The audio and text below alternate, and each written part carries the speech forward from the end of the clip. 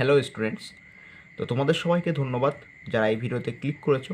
তো আমি বলি প্রথমে, এই ভিডিওটি পুরোপুরি এনসিইআরটি বেস এবং ভেরি স্পেশাল ভিডিও তোমাদের জন্য। ওকে, এখানে পুরোপুরি এনসিইআরটির যে লাইন পুরোপুরি কভার হয়ে যাবে। এই ভিডিওটি পুরোপুরি নিট ডেডিকেটেড ভিডিও হবে। এবার দেখো, সবার প্রথমে কি রয়েছে, দ্য লিভিং ওয়ার্ল্ড চ্যাপ্টারের নাম রয়েছে দ্য লিভিং ওয়ার্ল্ড। এবার দেখো, এখানে চ্যাপ্টার নাম থেকেই বুঝতে পারছো দ্য লিভিং ওয়ার্ল্ড অর্থাৎ কি, জীবন্ত পৃথিবী, হ্যাঁ না। তো প্রথম কোশ্চেন আসছে কি, হোয়াট ইজ লিভিং। দেখো, লিভিং অর্থাৎ মানে জীব। জীব বলতে আমরা কি বুঝবো, জীবের মধ্যে চারটে বৈশিষ্ট্য থাকতে হবে, যেটা কি গ্রোথ, সেকেন্ড কি রিপ্রোডাকশন, থার্ড মেটাবলিজম বা সেলুলার অর্গানাইজেশন, ফোর্থ কি কনসিয়াসনেস।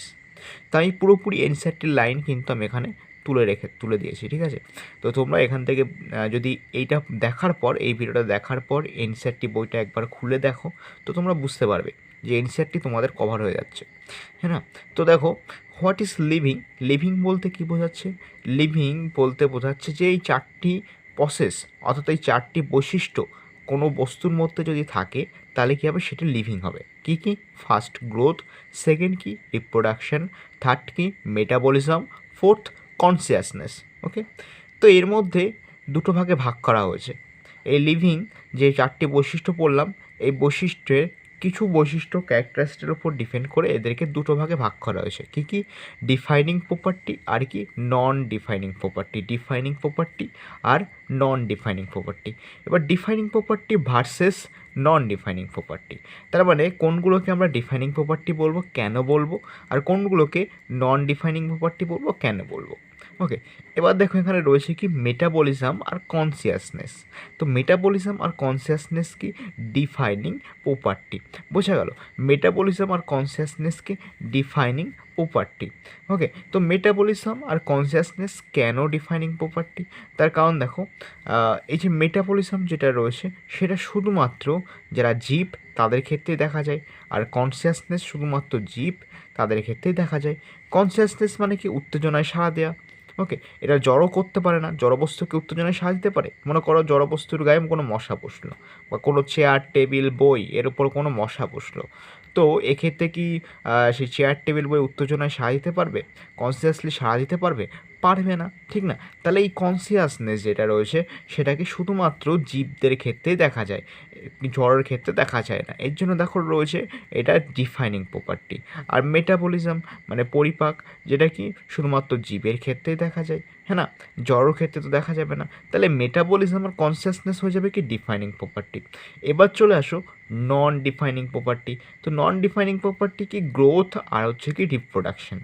তো ভাই, গ্রোথ আর রিপ্রোডাকশন কেন নন ডিফাইনিং প্রপার্টি, তার কারণ দেখো, গ্রোথ গ্রোথ যদি দেখি যে হিউম্যান, যেমন আমরা আমাদের ক্ষেত্রে মানুষের ক্ষেত্রে গ্রোথ হয়, প্রত্যেকটা প্রাণীর ক্ষেত্রে গ্রোথ হয়, হ্যাঁ না।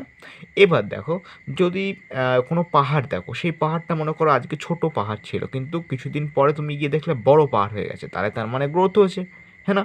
তাহলে এই গ্রোথ কিভাবে হলো, তো দেখো এর উপর কি হয়, বিভিন্ন ধরনের যে পাথর বালি এগুলো কি একের পর এক সঞ্চয় হতে হতে সেটা কিন্তু বড় আকৃতির শেপ নিয়েছে, কিন্তু আমরা তো ওকে গ্রোথ গ্রোথ বলবো, ঠিক না।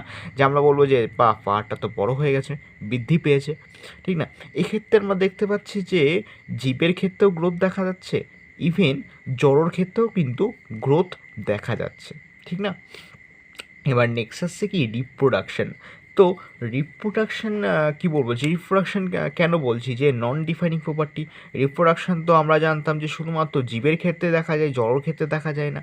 ভেরি গুড, অবশ্যই জীবের ক্ষেত্রে দেখা যায় রিপ্রোডাকশন, জড়ের ক্ষেত্রে দেখা যায় না। তাহলে কেন নন ডিফাইনিং প্রপার্টি, হ্যাঁ। নন ডিফাইনিং প্রপার্টি কেন বলা হচ্ছে, প্রথমে জেনে নিই যে নন ডিফাইনিং প্রপার্টি কারণ বলা হচ্ছে যে এটি শুধুমাত্র জীবের ক্ষেত্রেই দেখা যায় না। এই যে গ্রোথ আর রিপ্রোডাকশন শুধুমাত্র যে জীবের ক্ষেত্রেই প্রযোজ্য তাই নয়। ওকে, মানে গ্রোথ যদি বলি যে সমস্ত জীবের ক্ষেত্রেই গ্রোথ দেখা যাবে, কিন্তু জড়ের মধ্যে গ্রোথ দেখা যাবে না, কোনো জড় পদার্থের মধ্যে গ্রোথ দেখা যাবে না, এটা ভুল কথা হবে। এর জন্য নন ডিফাইনিং প্রপার্টি। তার কারণ কি, গ্রোথ যেটা জীব এবং জড় এই উভয় বস্তুর মধ্যেই দেখা যায়। মন দিয়ে শোনো, গ্রোথ অর্থাৎ বৃদ্ধি জীব এবং জড় উভয় বস্তুর মধ্যেই দেখা যায়, ওকে, এবার দেখো রয়েছে রিপ্রোডাকশন। তো ভাই রিপ্রোডাকশন অর্থাৎ জনন, জনন শুধুমাত্র কি জীবের মধ্যে দেখা যায় না জড়ের মধ্যে দেখা যায়? চলো জেনে নেওয়া যাক। দেখো রিপ্রোডাকশন কি হয়, জীবের মধ্যেই দেখা যায়, জড়বস্তু থই না রিপ্রোডাকশন করতে পারবে, হ্যাঁ না? তো ভাই কেন এখানে নন ডিফাইনিং প্রপার্টির মধ্যে দেওয়া হলো? রিপ্রোডাকশনকে তাহলে তো ডিফাইনিং প্রপার্টির মধ্যে দেওয়া উচিত ছিল। দেখো কি হয়, হিউম্যান কিছু কিছু হিউম্যান কী হয়, ইনফার্টাইল হয়, হ্যাঁ হ্যাঁ না, যাদের ক্ষেত্রে কি নিষেক হয় না, বাচ্চা উৎপাদন হয় না, ঠিক না, তাদের ক্ষেত্রে তারা কি রিপ্রোডাকশন তো করতে পারছে না, ঠিক না? হিউম্যান রয়েছে যেমন, তারপরে যদি দেখো ওয়ার্কার বিস রয়েছে, ঠিক আছে, আবার মিউলস রয়েছে, এদের ক্ষেত্রে কি হিউম্যান, ওয়ার্কার বিস, ওকে, হিউম্যান বলতে ইনফার্টাইল হিউম্যান, ওয়ার্কার বিস, তারপরে মিউলস, এদের ক্ষেত্রে কিন্তু তোমরা দেখবে যে এদের ক্ষেত্রে রিপ্রোডাকশন ঘটে না। তাহলে দেখো এই যে এরা জীব হওয়া সত্ত্বেও, হিউম্যান তো জীব, ঠিক না, হিউম্যান তো জীব, কিন্তু এদের ক্ষেত্রে রিপ্রোডাকশন করছে না, বা ভাই, তো হিউম্যান জীব হওয়া সত্ত্বেও রিপ্রোডাকশন করছে না, তাহলে একে কী বলবো? নন ডিফাইনিং প্রপার্টি বলবো, হ্যাঁ না? ভেরি ইজি ভাই। দেখো নেক্সট কি এখানে রয়েছে মেটাবলিজম আর কনসিয়াসনেস। তাহলে এই ট্রিকটা কি? দেখো ট্রিকটা কি, এমডি ফ্রম চেন্নাই। এবার এমডি কি? এমডি মানে হচ্ছে কি MS ধোনি। ভাই MS ধোনি তো খুবই পপুলার, ঠিক না? তো MS ধোনি ফ্রম চেন্নাই, তা আমরা তো জানি MS ধোনি চেন্নাইয়ে থাকে না, MS ধোনি হচ্ছে কি চেন্নাইয়ের টিমের প্লেয়ার, CSKর প্লেয়ার। এম ফর কি মেটাবলিজম, আর এখানে ডি ফর কি ডিফাইনিং প্রপার্টি, আর সি ফর কনসিয়াসনেস, ঠিক আছে? তো মেটাবলিজম, কনসিয়াসনেস এরা কি ডিফাইনিং প্রপার্টি, তো এমডি ফ্রম চেন্নাই। এবার দেখো এখানে যদি এটা মুখস্থ করতে চাও, এই যে নন ডিফাইনিং প্রপার্টি কি গ্রোথ আর রিপ্রোডাকশন, তো মনে রাখতে পারো কি নগর, ওকে, NAGAR নগর। তো এখানে দেখো এন ফর কি non defining property, G for growth, আর ফর রিপ্রোডাকশন, ওকে, বোঝা গেল? তাহলে কীভাবে মনে রাখবে ডিফাইনিং প্রপার্টি কোনগুলো, নন ডিফাইনিং প্রপার্টি কোনগুলো। এবার নেক্সট দেখো আসছে গ্রোথ। গ্রোথ এখানে দেখো কী হবে, গ্রোথ আমাদের ক্ষেত্রে কি property? Non defining property. Growth কিন্তু আমাদের নন ডিফাইনিং প্রপার্টি। দেখো গ্রোথ বলতে কি, যে আমরা জানি যে increase in mass and increase in number of individuals আর টুইন ক্যারেক্টারিস্টিক্স অফ গ্রোথ। তার মানে কি বলা হচ্ছে, যে ইনক্রিজ ইন মাস অর্থাৎ কি ভরের বৃদ্ধি পাওয়া, অ্যান্ড ইনক্রিজ ইন নাম্বার এবং সংখ্যায় বৃদ্ধি পাওয়া, এরা কি এই যা বৈশিষ্ট্য, গ্রোথের বৈশিষ্ট্য। তো এবার দেখছি যে প্লান্টস রয়েছে আর অ্যানিম্যালস রয়েছে। তো আমরা জানি প্লান্টসেরও বৃদ্ধি ঘটে আর অ্যানিম্যালসেরও বৃদ্ধি ঘটে, হ্যাঁ না? উদ্ভিদ আর প্রাণী দুজনের ক্ষেত্রেই বৃদ্ধি ঘটবে অবভিয়াসলি। তো ভাই উদ্ভিদের ক্ষেত্রে কীভাবে বৃদ্ধি ঘটে?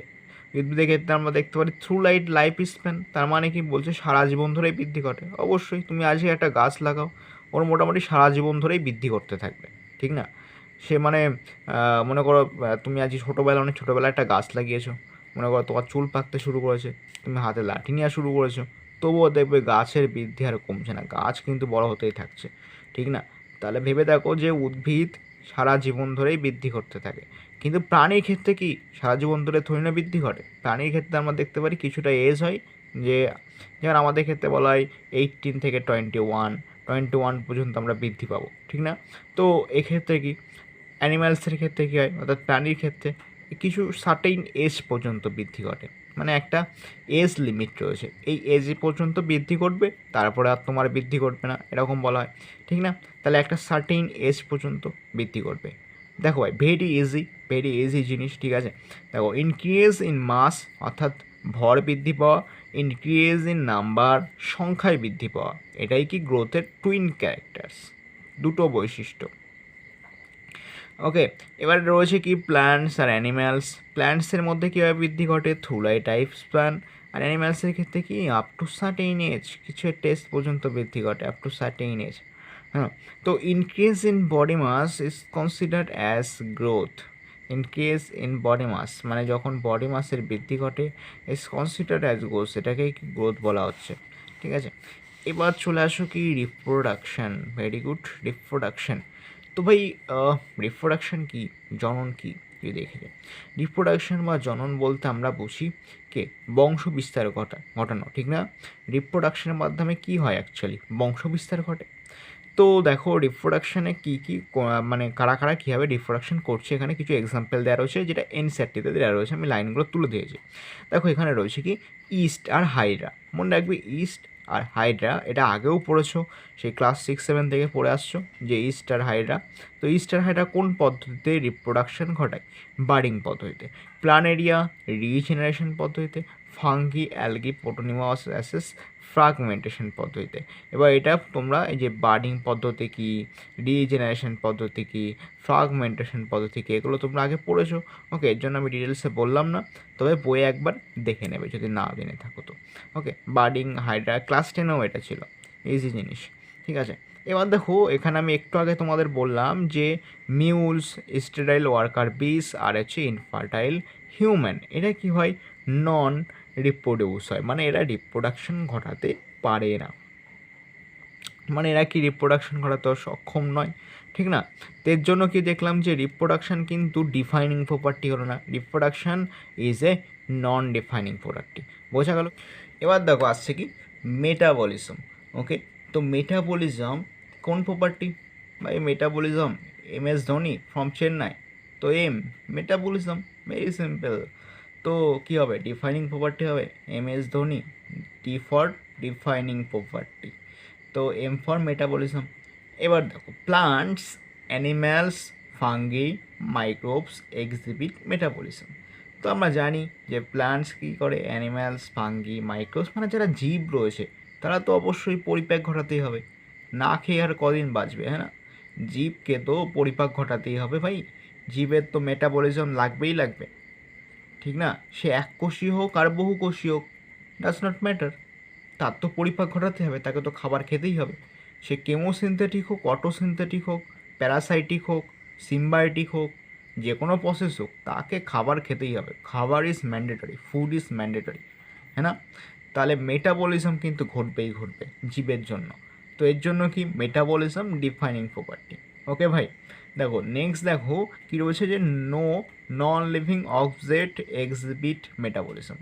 No non living object exhibit metabolism বলছে যে যদি কোনো জড় বস্তু থাকে, মানে ধরো যেটার মধ্যে লিভিং নয় যেটা, সেটা কি এক্সিবিট মেটাবলিজম, তারা কি মেটাবলিজম শো করে না। ওকে, তো no non living object exhibit metabolism, মানে যারা জড়ো তারা মেটাবলিজম শো করে না। থার্ড পয়েন্ট কী রয়েছে যে metabolism is a defining property, okay, VHR of all living organism without exception. বাহ, very good point, very important point. 5 star, 10 star, 50 star, যত খুশি স্টার বসিয়ে দেওয়া পাশে। ওকে, মেটাবলিজম পরীক্ষায় দিতে পারে এবং নিটের জন্য important, very very important question ভাই। ওকে, এটা মার্ক করে নিও অবশ্যই। তো metabolism is a defining property feature of all living organism without exception, মানে কোনো এক্সেপশন নেই। মেটাবলিজম এমন একটা ডিফাইনিং প্রপার্টি যার মধ্যে কোনো এক্সেপশনই নেই। ওকে, বোঝা গেল? তো এবার কি হয়, কোনো কোনো ছেলে মেয়ে হয়তো রাগ করে খেলো না, তো ওদের ক্ষেত্রে কি মেটাবলিজম হয় হচ্ছে না? অবশ্যই মেটাবলিজম হচ্ছে, ঠিক আছে? অনেকে কী হয় রাগ করে খায় না, তো এটা খুবই ভুল কাজ। ভেতরে অলরেডি কি পাকস্থলীর মধ্যে তোমরা জানো যে যখন স্টোমাকের মধ্যে অনবরত কি এই সেল ক্ষয়িত হয়, হ্যাঁ না? তো ওক্ষেত্রে কিন্তু বিভিন্ন ধরনের ক্ষতি আমাদের স্টোমাকে কিন্তু ক্ষতি করতে পারে, ঠিক না? এর জন্য বিভিন্ন ধরনের রোগও হয়, ঠিক আছে? তো এগুলো কি আমাদের কোনো সময় খালি পেটে থাকা উচিত নয়, ম্যাক্সিমাম টাইম খালি পেটে থাকা উচিত নয় বলতে খাবার কোনো না কোনোভাবে আমাদের গ্রহণ করতেই হবে। এবার দেখো নেক্সট আসছে কি ভাই কনসিয়াসনেস।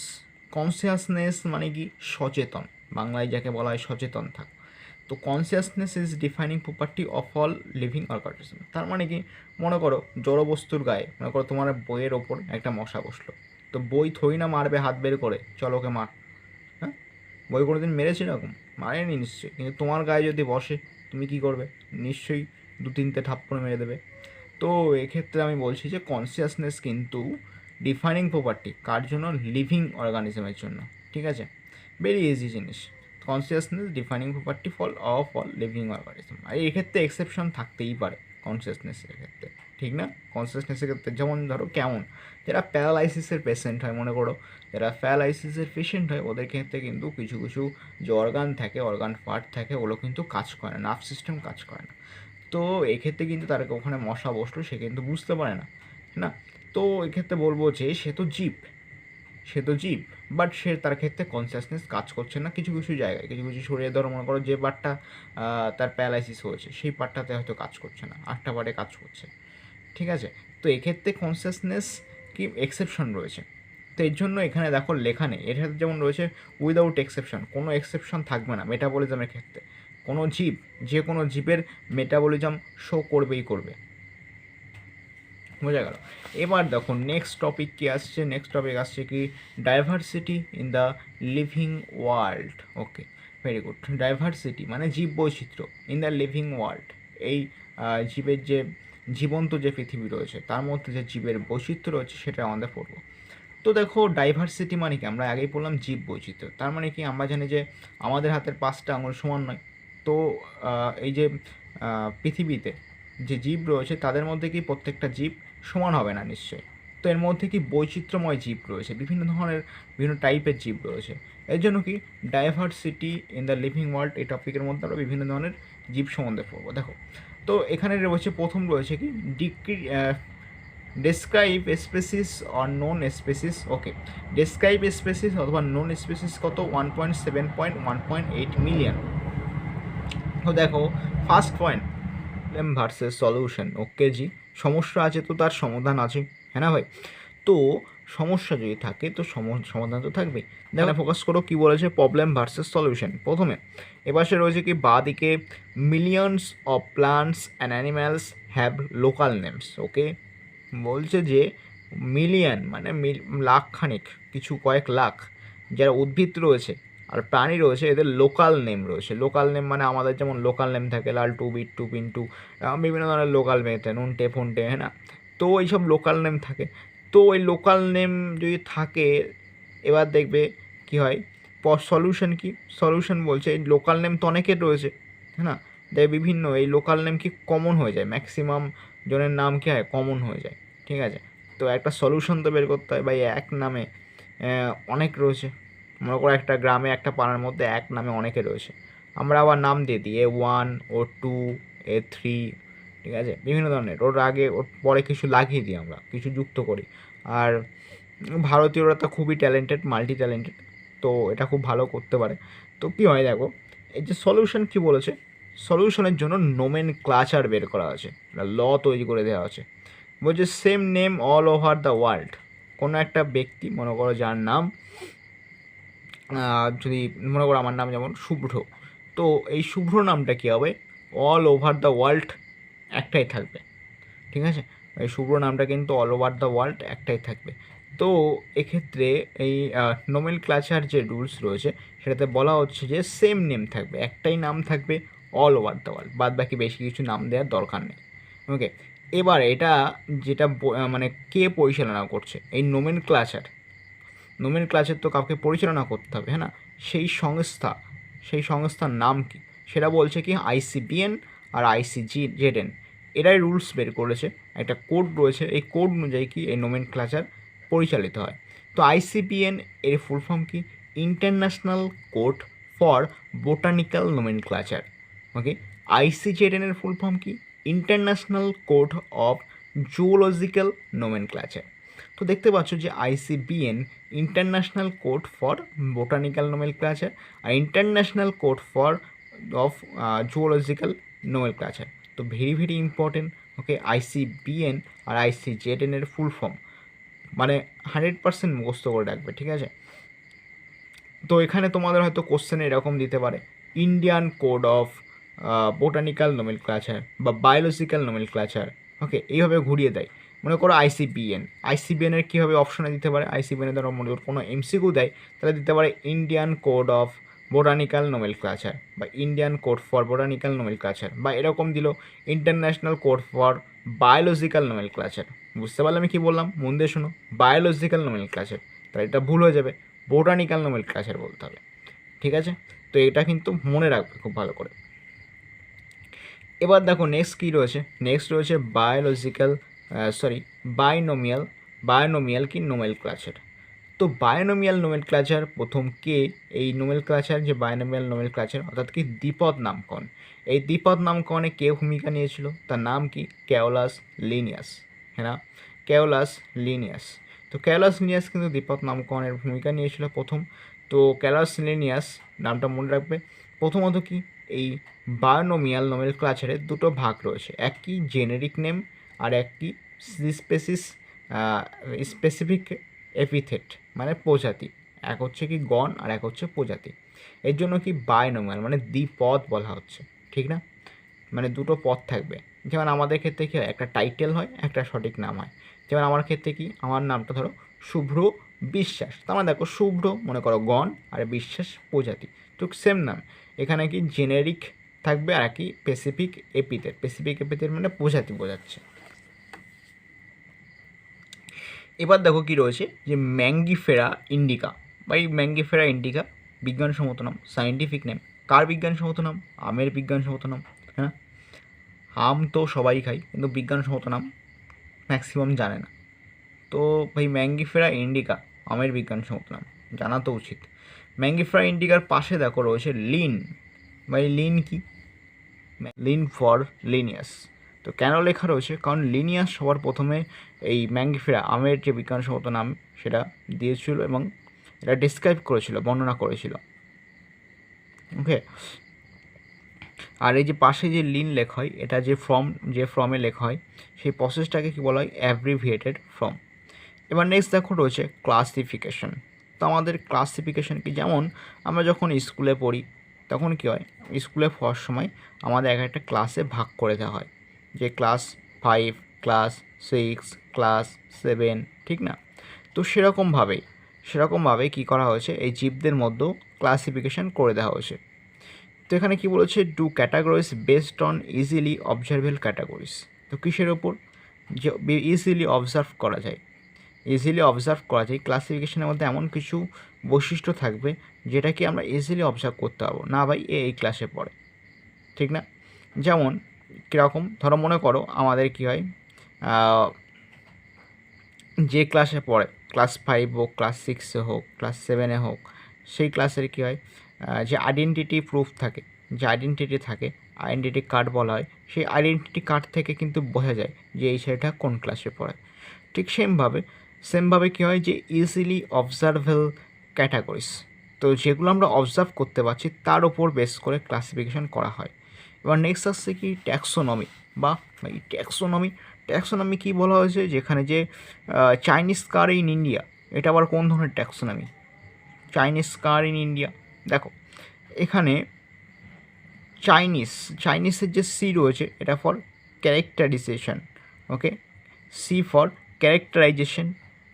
তারপরে রয়েছে দেখো কার, এই কারের C for classification, in India এই I for identification, N for nomenclature. তুমি কী বললাম, যে Chinese car in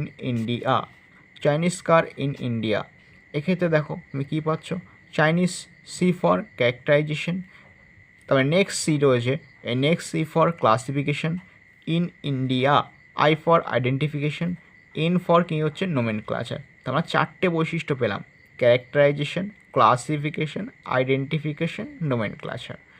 okay, Chinese car in India, ব্যাস।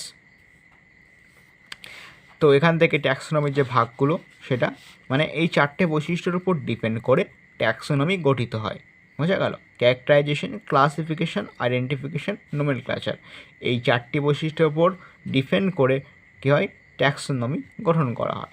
এবার নেক্সট দেখো আসছে কি সিস্টেমেটিক্স। তো সিস্টেমেটিক্স কি? একটা ল্যাটিন ওয়ার্ড, ওকে। সিস্টেমেটিক্সের মিনিং কি?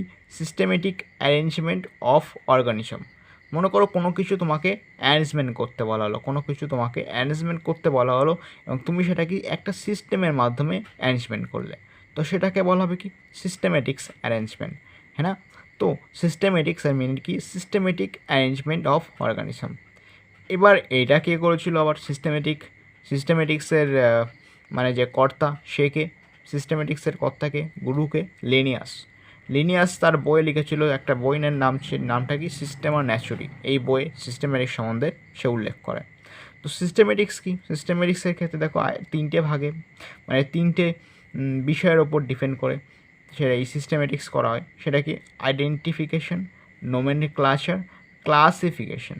3টি আইডেন্টিফিকেশন, প্রথমে আইডেন্টিফাই করা হয়, সেকেন্ড কি নাম দেওয়া হয়, থার্ড কি ক্লাস কোন ক্লাসের মধ্যে পড়বে সেটা বলা হয়। মনে করো প্রথমে একটা বাচ্চা গেল কোনো স্কুলে ভর্তি হওয়ার জন্য, তাকে আইডেন্টিফাই করা হলো, এর বাড়ি কোথায় কোথায় থাকে। ওকে, এবার নোমেনক্লেচার, তাকে একটা নাম দেওয়া হলো, মনে করো সেই বাচ্চাটির কোনো নাম নেই তো নোমেনক্লেচার করা হলো। থার্ড কি, তাকে কোন ক্লাসে পাঠানো হবে সেটা বলে দেওয়া হলো। তো এবার দেখো আমি ঠিক কী বলেছি, যে Indian car, I for identification, N for nomenclature, car, C for classification. Okay, Indian car বোঝা গেল আশা করি। এবার নেক্সট দেখো কি, সিস্টেমেটিক্স। সিস্টেমেটিক্স বলতে কি, ইভলিউশনারি রিলেশনশিপস। তো সিস্টেমেটিক কি, ইভলিউশনারি রিলেশনশিপস। এবার দেখো রয়েছে ট্যাক্সোনমিক ক্যাটাগরিজ। তো ট্যাক্সোনমিক ক্যাটাগরিজ কিন্তু খুব খুব খুব ইম্পর্টেন্ট। ওকে, এটা মনে রাখবে, এখান থেকে পরীক্ষায় বোর্ডে কোশ্চেন দেয়, নিটে কোশ্চেন দেয়, মানে কোশ্চেন পাবেই পাবে, ম্যাক্সিমাম ইয়ারে কোশ্চেন দেয় কিন্তু। তো খুবই ইজি। কিংডম, তারপরে আসবে কি ফিলাম, তারপরে আসবে ক্লাস, তারপরে আসবে কি অর্ডার, তারপরে ফ্যামিলি, জেনাস, স্পেসিস। ওকে, যেভাবে মনে রাখতে পারবে, kingdom, phylum, class, order, family, genus, species, অবশ্যই মুখস্থ করে রাখবে এটা কিন্তু। এবার দেখো হিউম্যান, হিউম্যানের যে বিজ্ঞানসম্মত নাম আমরা কি জানি, হোমো সেপিয়েন্স। তো হোমো কি জেনিয়াস, আর সেপিয়েন্স হচ্ছে কি স্পেসিস। আর তোমাদের যে বাইনোমিয়াল নোমেনক্লেচার অর্থাৎ দ্বিপদ নামকরণ, এটা আমি পরে পরে দেখবে, এটা আমি পুরোপুরি যেহেতু এনসিইআরটি বেস পড়াচ্ছি, এখানে বাইনোমিয়াল নোমেনক্লেচার বলা নেই, কী কী রুলস রয়েছে সেটা পরের অবশ্যই রয়েছে, যখন বায়োলজিক্যাল ক্লাসিফিকেশনের চ্যাপ্টারটা পড়াবো তখন ওখানে পেয়ে যাবে। এবার দেখো জেনাস, ভাই জেনাস কি, ভেরি ভেরি ইম্পর্টেন্ট, দেখো ফোকাস করো। Genus comprises a group of relative which has more characters in common in comparison to species of other genera। বলছি জেনাসের মধ্যে কী হয়, which has more characters in common, বলছে অনেক common characters থাকে, in comparison two species, মানে প্রজাতির থেকে। আমরা দেখলাম যে হোমো যেটা রয়েছে সেটা জেনাস রয়েছে, আর এখানে দেখো সেপিয়েন্স কি স্পেসিস অর্থাৎ প্রজাতি, হ্যাঁ না। তো এখানে বলছে যে জেনাসের মধ্যে ম্যাক্সিমাম কমন ক্যারেক্টার্স থাকে প্রজাতির তুলনায়। আবার দেখো রয়েছে দুটো এক্সাম্পল, পোটেটো আর হচ্ছে ব্রিঞ্জাল। এটা কি সোলানাম জেনাসের মধ্যে পড়ে। ওকে, সোলানাম মানে এই পোটেটো আর ব্রিঞ্জাল এদের যে প্রজাতি মানে গণ হবে সেটা কি আবার সেম হবে, কিন্তু এরা প্রজাতি কিন্তু আলাদা হবে, পোটেটো আর ব্রিঞ্জাল, কিন্তু যে গণ হবে সেটা কি সেম হবে, সোলানাম। এবার দেখো লায়ন, লিওপার্ড, টাইগার, এই তিনটেই কিন্তু আলাদা আলাদা প্রজাতি। লায়ন তুমি জানো আলাদা প্রজাতি, লিওপার্ড আলাদা প্রজাতি হয়, টাইগার বাঘ আলাদা প্রজাতি হয়, কিন্তু এরা কি সেম গণের মধ্যে পড়ে, যেটা প্যান্থেরা। ওকে, এবার দেখো ফ্যামিলি কি বলছে, less number of similarities as compare to genus and species. এখানে কম নাম্বার সিমিলারিটিস থাকবে জেনাস আর স্পেসিসের তুলনায়। এবার যেমন সোলানাম একটু আগে পড়লাম, পেটুনিয়া, এরা ডাটুরা, এরা কিন্তু একই জেনাসভুক্ত, বাট এরা কি একটা এর মধ্যে পড়বে, ফ্যামিলির মধ্যে পড়বে। ওকে, যেটা কি সোলানেসি, বোঝা গেল, সোলানেসি, এল হবে সোলানেসি, এই এই ফ্যামিলির মধ্যে পড়বে, কিন্তু এরা দেখো আলাদা আলাদা গণ, সোলানাম, পেটুনিয়া, ডাটুরা আলাদা আলাদা গণ। নোট দেখো কি বলেছে, যে স্পেসিস, জেনাস এবং ফ্যামিলিস, ভেরি গুড, প্রজাতি, গণ এবং families based on number of similar character. কিসের উপর বেসড করে করা হয়, সিমিলার ক্যারেক্টারসটার উপরে বেস করে, যে এর মধ্যে কতগুলো সিমিলার ক্যারেক্টার হচ্ছে এর মধ্যে এরকমভাবে বেস করে। But order and other higher taxonomic categories based on the aggregates of characters. তো যে অন্যান্য বৈশিষ্ট্যগুলো আছে সেটা কিন্তু কি এই নাম্বার অফ সিমিলার ক্যারেক্টার্সটার উপর ডিপেন্ড করে হয় না, অ্যাগ্রিগেটস অফ ক্যারেক্টার্স। ওকে, তো অ্যাগ্রিগেটস অফ ক্যারেক্টার্স বলতে কী বোঝায়, দেখো অ্যাগ্রিগেটস অফ ক্যারেক্টার্স বিভিন্ন ধরনের বৈশিষ্ট্যের উপর ডিপেন্ড করে, কিন্তু এই যে অর্ডার এবং আদার যে হায়ার কিংডমগুলো রয়েছে, হায়ার কিংডম বলতে অর্ডার, ফ্যামিলি রয়েছে, তারপরে কি ক্লাস রয়েছে, ফাইলাম রয়েছে, কিংডম রয়েছে, এগুলো কি, এগুলো আদার অন্যান্য ক্যারেক্টারিস্টির উপর ডিপেন্ড করে করা হয়। বোঝা গেল কী বললাম। তো আজকের ভিডিওটা এখানেই শেষ করছি। ভিডিওটা ভালো লাগলে অবশ্যই তোমরা কমেন্টে জানিও। ওকে, আর ভিডিওটা অবশ্যই লাইক করে দিও, আমাকে অনেক অনেক মোটিভেট করবে, কমেন্ট করে দিও কেমন লেগেছে, আমাকে অনেক মোটিভেট করবে নেক্সট টপিক ভিডিও বানানোর জন্য, আর খুব ভালো লাগবে। ওকে, তো ফিরে আসছি নেক্সট একটা ভিডিওর সাথে। বাই।